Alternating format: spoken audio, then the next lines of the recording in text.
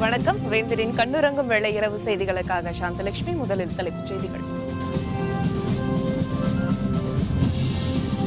6 வாரங்களுக்குள் காவிரி மேலாண்மை வாரியத்தை அமைக்கவும்.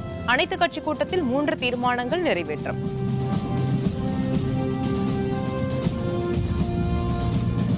முதல்வர் தலைமையில் அனைத்து கட்சி தலைவர்களும் பிரதமரை சந்திக்க திட்டம். சட்ட வல்லுநர்களுடன் ஆலோசித்து நடவடிக்கை எடுக்கவும் முடிவு.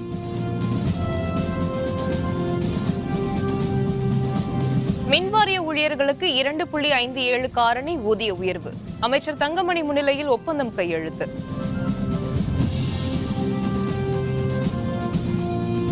கூட்டணி குறித்து தேர்தல் நேரத்தில் அறிவிப்போம். மக்கள் நீதி மய்ய தலைவர் கமல்ஹாசன் தகவல்.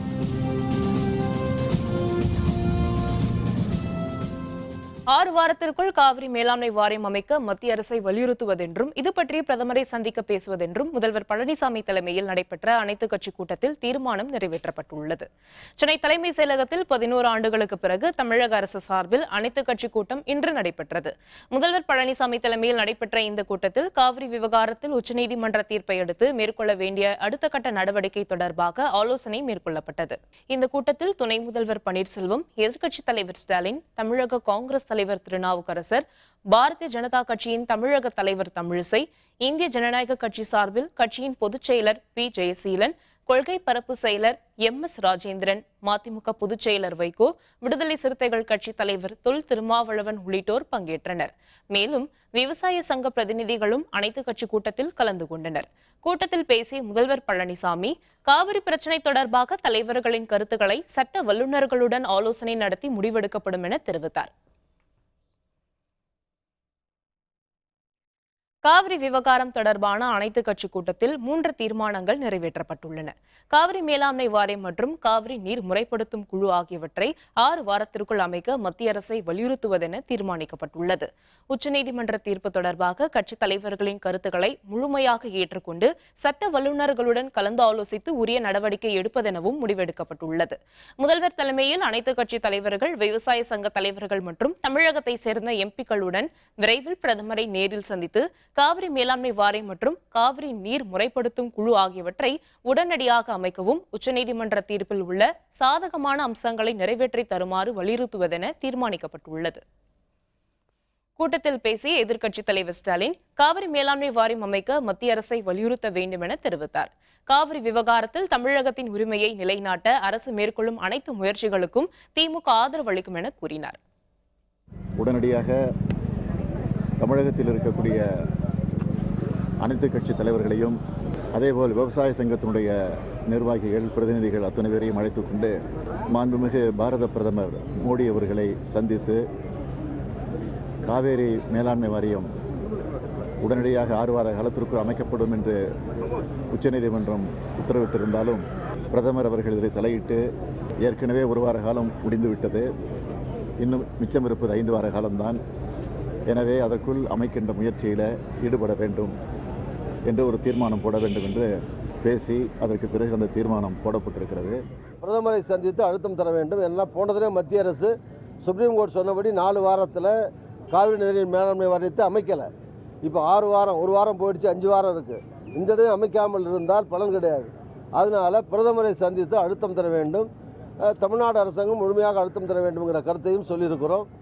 தமிழ்நாடு அரசாங்கம் என்ன முடிவுகள் எடுக்கிறது என்று பொறுத்திருந்து பார்ப்போம். நமது காவிரியில் நமது உரிமையை நிலைநாட்டுவதற்கு என்ன முயற்சி மேற்கொண்டாலும் அது மாநில அக்கறையோடு பாரதிய ஜனதா கட்சி அதற்கு உறுதுணையாக இருக்கும்.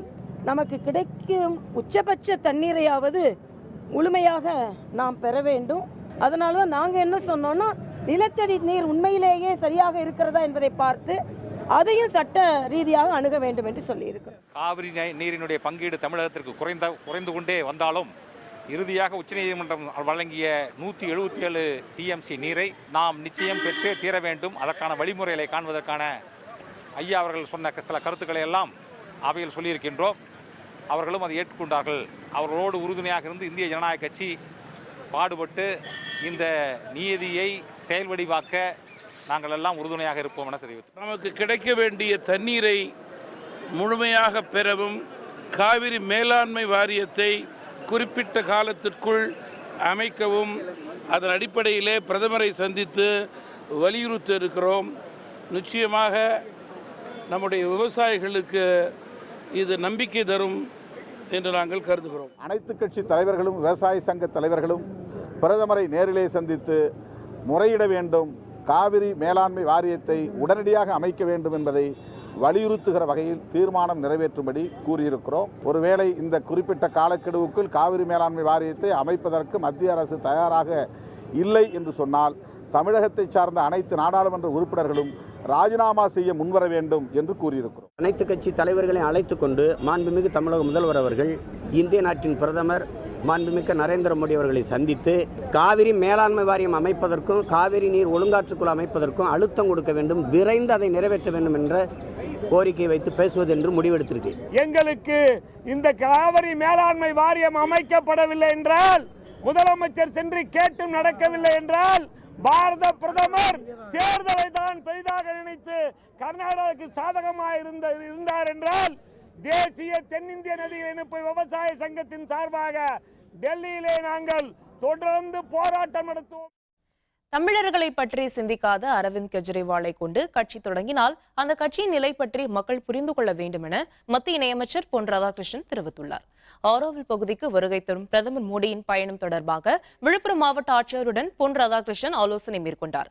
பின்னர் செய்தியாளர்களிடம் பேசிய அவர், யார் வேண்டுமென்றாலும் அரசியலுக்கு வரலாம் என்றும் அவர்களுடைய நோக்கம் தொடர்பாக மக்கள் எண்ணி பார்க்க வேண்டும் என கூறினார். தமிழ்நாட்டில் இருக்கக்கூடிய அரசியல் நிலையை மாற்றுவதற்கு பிறர் பண்ண முடியும்னு நினைக்கல. கெஜ்ரிவால் அவர்களுக்கும் தமிழ்நாட்டுக்கு என்ன சம்பந்தம்? இதுவரைக்கும் தமிழை பற்றி சிந்திக்காத, தமிழனை பற்றி சிந்திக்காத, தமிழனுடைய வளர்ச்சியை பற்றி கடுகளவு கூட கவலைப்படாத ஒருத்தரை வச்சு நீங்கள் ஒரு கட்சி ஆரம்பிக்கிறீங்க அப்படின்னு சொன்னாங்கன்னா, தமிழ்நாட்டு அந்த கட்சியினுடைய நிலைமையை நம்ம புரிஞ்சுக்க வேண்டியது, தமிழ்நாட்டினுடைய மக்களை பற்றி அவங்க எப்படி கவலைப்படுறாரு அப்படிங்கிறது புரிஞ்சுக்க வேண்டியதான். மின்வாரிய ஊழியர்களுக்கு 2.57 காரணி ஊதிய உயர்வு தொடர்பான ஒப்பந்தம் கையெழுத்தாகியுள்ளது. தமிழக மின்வாரியத்தில் பல்வேறு நிலைகளில் 90,000 பேர் பணிபுரிந்து வருகின்றனர். 11வது ஊதிய ஒப்பந்தம் தொடர்பாக இன்று நடைபெற்ற பேச்சுவார்த்தையில் உடன்பாடு எட்டப்பட்டது. இதனையடுத்து மின்துறை அமைச்சர் தங்கமணி முன்னிலையில் இதற்கான ஒப்பந்தம் கையெழுத்தானது. மின்வாரிய ஊழியர்களுக்கு 2.57 காரணி ஊதிய உயர்வை 2017 நவம்பர் என முன் தேதியிட்டு வழங்குவது என முடிவெடுக்கப்பட்டுள்ளது. இதனால் கூடுதல் செலவினமாக மாதம் ஒன்றுக்கு 109 கோடியும் ஆண்டிற்கு 1314 கோடியும் செலவாகும் என அமைச்சர் தங்கமணி தெரிவித்தார்.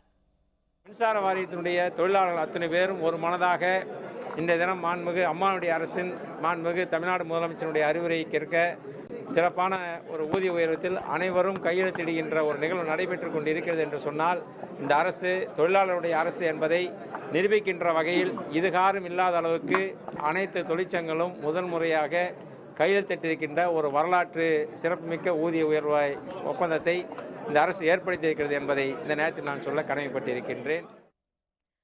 மக்கள் பிரச்சினைக்காக மற்ற கட்சிகளுடன் இணைந்து செயல்படும் வாய்ப்பு உள்ளதென மக்கள் நீதி மைய தலைவர் கமல்ஹாசன் தெரிவித்துள்ளார். சென்னை விமான நிலையத்தில் செய்தியாளர்களிடம் பேசிய அவர், கூட்டணி தொடர்பாக தேர்தல் நேரத்தில் தங்களுடைய நிலைப்பாட்டை தெரிவிப்போம் என கூறினார். ஏப்ரல் 4ஆம் தேதி மக்கள் நீதி மையத்தின் அடுத்த கூட்டம் திருச்சியில் நடைபெறும் என்றும் கமல்ஹாசன் குறிப்பிட்டார். மக்கள் பிரச்சனையை வாதாடும் போது அனைத்து கட்சிகளுடன் ஒத்துழைத்து பேச வேண்டியது கடமை. எலெக்ஷன் போது எப்படி பண்ணுவோங்கிறது இன்னும் டைம் இருக்குது, அது நாங்கள் தான் முடிவு பண்ணோம். நாங்கள் ஒரு தனி கட்சியாக துவங்கி இருக்கும் பட்சத்தில் எங்கள் பலம் என்ன, எங்கள் கொள்கை என்ன, நோக்கம் என்ன, எங்கே செல்கிறோம் என்பதை பொறுத்து தான். பாலிடெக்னிக் விரிவுரையாளர் தேர்வை ரத்து செய்த தமிழக அரசின் உத்தரவு செல்லாது என சென்னை உயர்நீதிமன்ற மதுரை கிளை தீர்ப்பளித்துள்ளது. பாலிடெக்னிக் விரிவுரையாளர் பணிக்கான தேர்வு மதிப்பீட்டில் முறைகேடு நடந்துள்ளதாக புகார் எழுந்தது. இதனையடுத்து தேர்வை ரத்து செய்து தமிழக அரசு உத்தரவிட்டது. இதனை எதிர்த்து சிவகங்கையை சேர்ந்த இளமதி என்பவர் மதுரை கிளையில் மனு தாக்கல் செய்தார். தேர்வு முழுமையாக ரத்து செய்யப்பட்டுள்ளதால் ஒட்டுமொத்த தேர்வாளர்களின் நிலைமை கேள்விக்குறியாகியுள்ளதாக தெரிவித்தார். 200 பேரின் தேர்வுத்தாளில் குளறுபடி நடந்ததற்காக ஒட்டுமொத்த தேர்வையும் ரத்து செய்வது முறையாகாது என நீதிபதிகள் தெரிவித்தனர். இதனால் வெற்றி பெற்ற தேர்வர்களுக்கு சான்றிதழ் சரிபார்ப்பு பணி நடத்தி பணி நியமன ஆணை வழங்க வேண்டும் என்றும் உத்தரவிட்டனர். கச்சத்தீவு அந்தோனியார் கோவில் திருவிழா தமிழகத்தில் இருந்து 2000 பேர் பங்கேற்பு. விவரம் விளம்பர இடைவேளைக்கு பிறகு.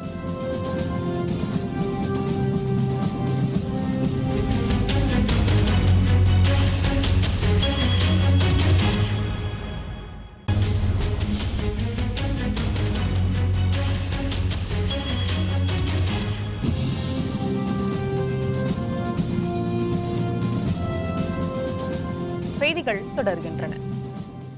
கச்சத்தீவில் நாளை தொடங்கும் அந்தோனியர் ஆலய திருவிழாவில் தமிழக பக்தர்கள் 2000க்கும் அதிகமானோர் கலந்து கொள்கின்றனர். கச்சத்தீவில் உள்ள அந்தோனியர் ஆலயத்தில் நாளை முதல் 2 நாள் விழா நடைபெறுகிறது. இதில் கலந்து கொள்வதற்காக ராமேஸ்வரத்திலிருந்து 62 விசைப்படகுகளில் மீனவர்கள் உள்ளிட்ட பக்தர்கள் நாளை காலை புறப்படுகின்றனர். இதற்கான ஏற்பாடுகள் ராமேஸ்வரத்தில் முனைப்புடன் நடைபெற்று வருகின்றன. 2 லட்சம் ரூபாய் செலவில் உருவாக்கப்பட்ட கொடிமரத்தையும் அந்தோனியர் ஆலயத்திற்கு தமிழக பக்தர்கள் காணிக்கையாக வழங்க உள்ளனர். இந்த கொடிமரம் நிறுவப்பட்டு ஆண்டு திருவிழா தொடங்கும் என ராமேஸ்வரம் மீனவர் சங்க நிர்வாகிகள் தெரிவித்தனர்.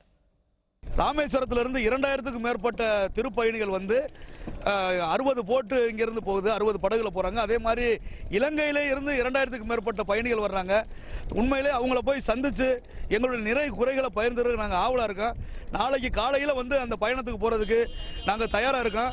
அதே மாதிரி இந்த தவக்காலத்தில் இந்த திருப்பயணம் உண்மையிலே இறை பக்தியோடையும் எங்களுடைய வேண்டுதல் ஜபத்தோடையும் போறதுக்கு நாங்கள் தயாரா இருக்கோம். தமிழகத்திலிருந்து 2100க்கும் மேற்பட்ட பக்தர்களும் 62 விசைப்படகு மூலம் மீன்துறை மூலம் படகுகள்லாம் ஆய்வு செஞ்சு எல்லாமே தயார் நிலையில இருக்கிறோம். நாளைக்கு போறதுக்கு ரெடியா இருக்கிறோம். இந்த பாரம்பரிய கச்சத்தீவு திருவிழாவை கொண்டாடுவதற்கு ஏற்பாடு செய்த மத்திய மாநில அரசுக்கு எங்களுடைய நன்றியை தெரிவிச்சுக்கிறோம்.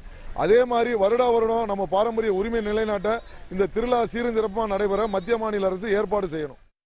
இதனிடையே கச்சத்தீவு விழாவுக்கு நாட்டு படகுகளில் செல்ல அடுத்த ஆண்டிலிருந்து அனுமதி அளிக்க சென்னை உயர்நீதிமன்ற மதுரை கிளை உத்தரவிட்டுள்ளது. இது தொடர்பாக ராமேஸ்வரம் தங்கச்சி மடத்தை சேர்ந்த மீனவர்கள் வழக்கு தொடர்ந்தனர். இந்திய இலங்கை ஒப்பந்தப்படி கச்சத்தீவு விழாவுக்கு செல்ல தமிழக மீனவர்களுக்கு எந்த ஆவணமும் தேவையில்லை என நீதிபதிகள் தெரிவித்தனர். இந்த ஆண்டு விழாவுக்கு குறுகிய நாட்களே இருப்பதால் நாட்டு படகுகளை அனுமதிக்க முடியாது என அவர்கள் உத்தரவிட்டனர். லஞ்சம் பெற்ற வழக்கில் கைதாகி இடைநீக்கம் செய்யப்பட்ட துணைவேந்தர் கணபதியின் ஜாமீன் மனுவை கோவை நீதிமன்றம் மீண்டும் தள்ளுபடி செய்துள்ளது. பேராசிரியர் பணியிடத்துக்கு 30 லட்சம் ரூபாய் லஞ்சம் வாங்கிய வழக்கில் கோவை பாரதியார் பல்கலைக்கழக துணைவேந்தர் கணபதியை லஞ்ச ஒழிப்பு காவல்துறையினர் கைது செய்தனர். கோவை மத்திய சிறையில் அடைக்கப்பட்டுள்ள கணபதி துணைவேந்தர் பதவியில் இருந்து இடைநீக்கம் செய்யப்பட்டார். இதனிடையே கணபதி, பேராசிரியர் தர்மராஜ் ஆகியோர் கோவை பொருளாதார குற்றவியல் நீதிமன்றத்தில் ஜாமீன் கோரி மனு தாக்கல் செய்தனர். ஏற்கனவே இந்த வழக்கில் ஜாமீன் மனு தள்ளுபடி செய்யப்பட்ட நிலையில் மீண்டும் இன்று ஜாமீன் மனுவை நீதிமன்றம் தள்ளுபடி செய்துள்ளது. குறுவை சாகுபடிக்கு கர்நாடகத்திடமிருந்து தண்ணீர் பெறும் முயற்சியை தமிழக அரசு மேற்கொள்ள வேண்டும் என திருவாரூர் மாவட்ட விவசாயிகள் கோரிக்கை விடுத்துள்ளனர். திருவாரூர் மாவட்ட ஆட்சியர் அலுவலகத்தில் விவசாயிகள் குறைதீர்க்கும் கூட்டம் மாவட்ட ஆட்சியர் நிர்மல்ராஜ் தலைமையில் நடைபெற்றது. கூட்டத்தில் பங்கேற்ற விவசாயிகள் 6 ஆண்டுகளுக்கு மேலாக காவிரி டெல்டா மாவட்டங்களில் குறுவை சாகுபடியை தண்ணீர் இல்லாமல் மேற்கொள்ள முடியவில்லை என கூறினர். இந்த ஆண்டு வறட்சியை கண்டிருக்கின்றோம், வெள்ளத்தை கண்டிருக்கின்றோம், திருப்பி வறட்சியை கண்டிருக்கின்றோம். இப்படிப்பட்ட சூழ்நிலையில் விவசாயிகளுடைய வாழ்வாதாரமும் விவசாய தொழிலாளரோட வாழ்வாதாரமும் மிக மோசமான நிலைக்கு போய்கொண்டிருக்கின்றன. உடனடியாக தமிழக அரசு, மத்திய அரசும் சரி இந்த ஆண்டு குறுவைக்கான தண்ணீர் கிடைப்பதை உறுதிப்படுத்த வேண்டும். அதற்கான பணிகளை உடனடியாக தொடங்க வேண்டும். மதுரை மாவட்டம் திருமங்கலம் அருகே தமிழ்நாடு நுகர்பொருள் வாணிப கழக கிடங்கில் நேரிட்ட தீ விபத்தில் பல லட்சம் ரூபாய் மதிப்பில் பொருட்கள் எரிந்து சேதமடைந்தன. திருமங்கலம் அருகே தமிழ்நாடு நுகர்பொருள் வாணிப கழகத்திற்கு சொந்தமான கிடங்கு உள்ளது. இங்கு தானியங்கள் உள்ளிட்டவை இருப்பு வைக்கப்பட்டு பாதுகாக்கப்பட்டு வருகிறது. தார்பாய்கள் அடுக்கி வைக்கப்பட்டிருந்த அறையில் பற்றிய தீ மளமளவென கொழுந்துவிட்டு எரிந்தது. தகவல் அறிந்து வந்த தீயணைப்பு வீரர்கள் கடுமையாக போராடி தீயை கட்டுக்குள் கொண்டு வந்தனர். தீ விபத்து குறித்து திருமங்கலம் காவல்துறையினர் விசாரணை நடத்தி வருகின்றனர். இந்த தீ விபத்தில் பல லட்சம் ரூபாய் பொருட்கள் எரிந்து சேதமடைந்தன. சிவகங்கையில் வழக்கறிஞர்கள் சாலை மறியலில் ஈடுபட்ட போது மாற்று வழியில் பேருந்து இயக்கப்பட்டதால் ஆத்திரமடைந்த வழக்கறிஞர்கள் அரசு பேருந்து ஓட்டுநரை தாக்கினர். சிவகங்கையில் நீதிமன்ற வளாகம் செல்லும் சாலையை செப்பனிட வலியுறுத்தி இன்று பழைய நீதிமன்றத்தில் இருந்து வழக்கறிஞர்கள் பேரணியாக சென்று சாலை மறியலில் ஈடுபட்டனர். வருவாய்த்துறை அலுவலர்கள் பேச்சுவார்த்தை நடத்தி கொண்டிருக்கும் போது மாற்று வழியில் இயக்கப்பட்ட அரசு பேருந்தை மடக்கி பிடித்தனர். அப்போது பேருந்து ஓட்டுநர் செல்வகுமாரை கீழே இழுத்து தாக்குதல் நடத்த முயற்சித்தனர். விரைந்து வந்த காவல்துறையினர் ஓட்டுநரை மீட்டனர். சாலை புதுப்பித்து தருவதாக வருவாய்த்துறை அலுவலர்கள் உறுதியளித்ததை தொடர்ந்து போராட்டம் கைவிடப்பட்டது.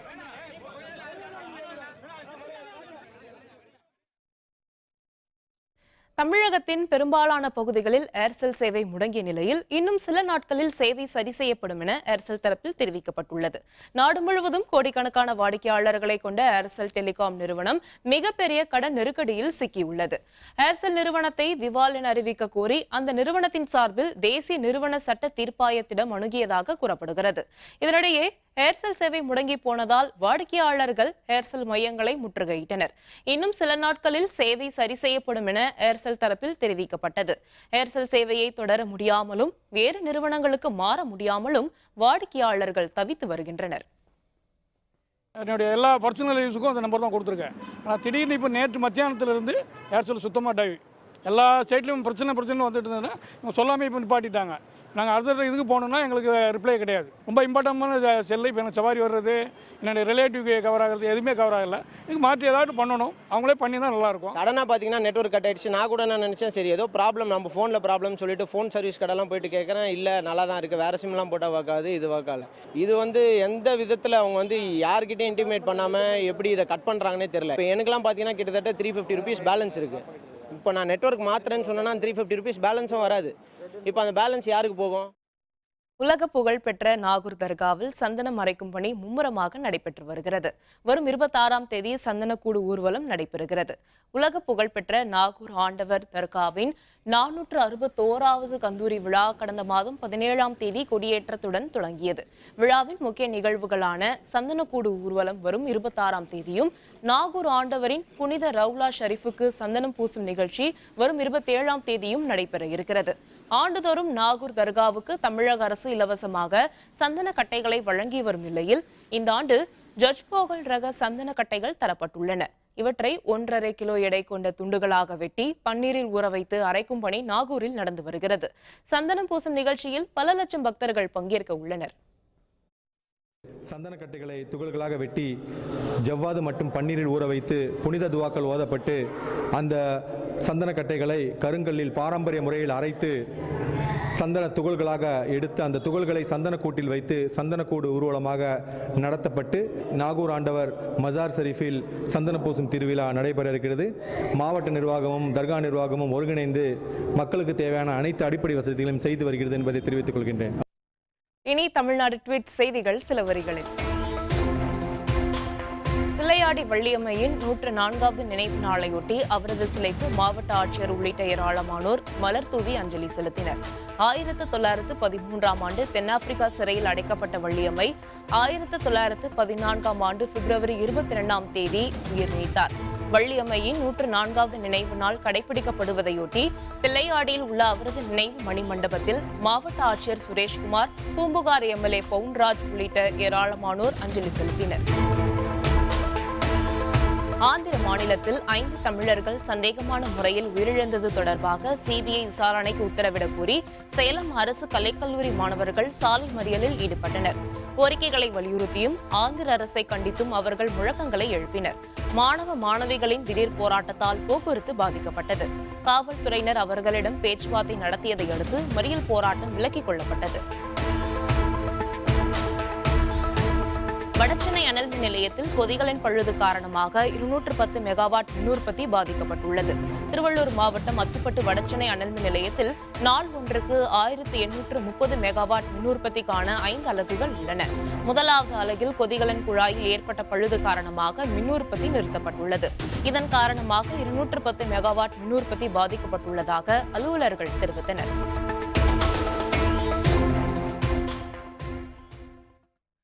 அமெரிக்க தூதரகம் அருகே குண்டுவெடிப்பு, பாதுகாப்பு ஏற்பாடுகள் முனைப்பு. விவரம் விளம்பர இடைவேளைக்கு பிறகு.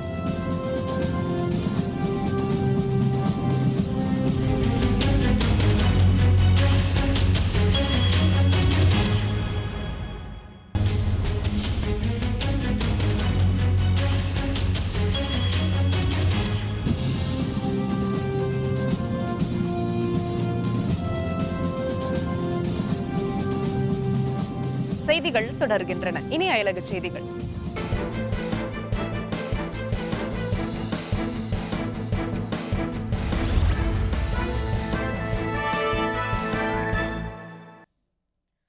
மாண்டினிகுரோ நாட்டின் தலைநகரமான போர்ட்கோரிகாவில் அமெரிக்க தூதரகத்தின் அருகே நடந்த குண்டு தாக்குதல் அதிர்ச்சியை ஏற்படுத்தியுள்ளது. போர்ட்கோரிகா நகரில் உள்ள அமெரிக்க தூதரகத்தின் அருகே நள்ளிரவு நேரம் ஒருவர் கையெறி குண்டை வெடிக்க செய்தார். தற்கொலை முயற்சியாக அவர் இந்த தாக்குதலை நடத்தியிருக்கலாம் என கருதப்படுகிறது. எனினும் இந்த குண்டுவெடிப்பில் யாருக்கும் உயிரிழப்போ காயங்களோ ஏற்படவில்லை. எனினும் அமெரிக்க தூதரகத்தின் அருகே நடந்த இந்த குண்டுவெடிப்பை அடுத்து அந்த பகுதியில் பலத்த பாதுகாப்பு ஏற்பாடுகள் செய்யப்பட்டுள்ளன.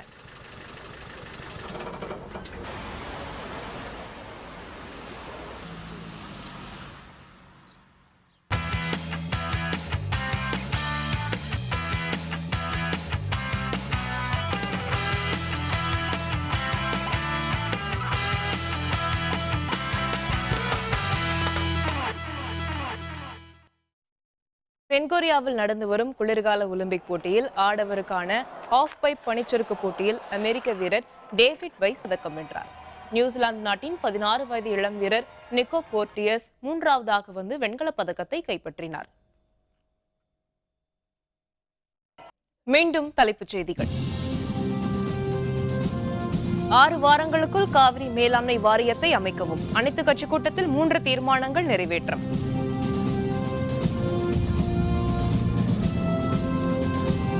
முதல்வர் தலைமையில் அனைத்து கட்சி தலைவர்களும் பிரதமரை சந்திக்க திட்டம். சட்ட வல்லுநர்களுடன் ஆலோசித்து நடவடிக்கை எடுக்கவும் முடிவு. மின்வாரிய ஊழியர்களுக்கு 2.57 காரணி ஊதிய உயர்வு. அமைச்சர் தங்கமணி முன்னிலையில் ஒப்பந்தம் கையெழுத்து.